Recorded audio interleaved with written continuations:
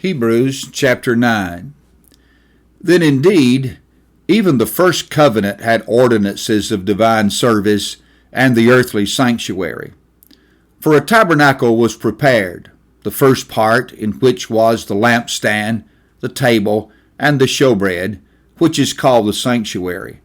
And behind the second veil, the part of the tabernacle which is called the holiest of all, which had the golden censer, and the ark of the covenant overlaid on all sides with gold, in which were the golden pot that had the manna, Aaron's rod that budded, and the tablets of the covenant, and above it were the cherubim of glory overshadowing the mercy seat.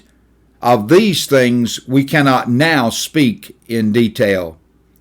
Now when these things had been thus prepared, the priest always went into the first part of the tabernacle, performing the services, but into the second part the high priest went alone once a year, not without blood, which he offered for himself and for the people's sins committed in ignorance.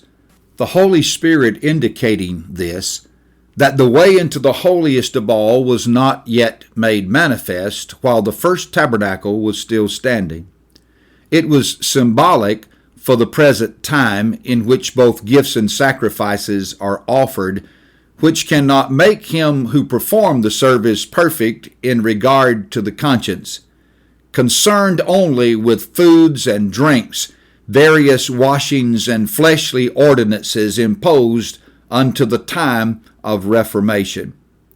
But Christ came as a high priest of good things to come, with the greater and more perfect tabernacle not made with hands, that is, not of this creation, not with the blood of goats and calves, but with his own blood he entered the most holy place once for all, having obtained eternal redemption. For if the blood of bulls and goats and the ashes of a heifer sprinkling the unclean sanctifies for the purifying of the flesh, how much more shall the blood of Christ, who through the eternal Spirit offered himself without spot to God, cleanse your conscience from dead works to serve the living God?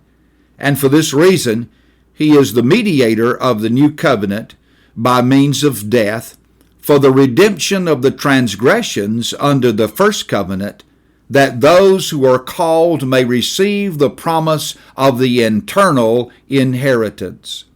For where there is a testament, there must also of necessity be the death of the tester. For a testament is in force after men are dead, since it has no power at all while the tester lives. Therefore, not even the first covenant was dedicated without blood. For when Moses had spoken every precept to all the people according to the law, he took the blood of calves and goats with water, scarlet wool, and hyssop, and sprinkled both the book itself and all the people, saying, This is the blood of the covenant which God has commanded you. Then likewise he sprinkled with blood both the tabernacle and all the vessels of the ministry. And according to the law, almost all things are purged with blood, and without shedding of blood there is no remission. Therefore, it was necessary that the copies of the things in the heavens should be purified with these, but the heavenly things themselves with better sacrifices than these. For Christ has not entered the holy places made with hands, which are copies of the true, but into heaven itself, now to appear in the presence of God for us.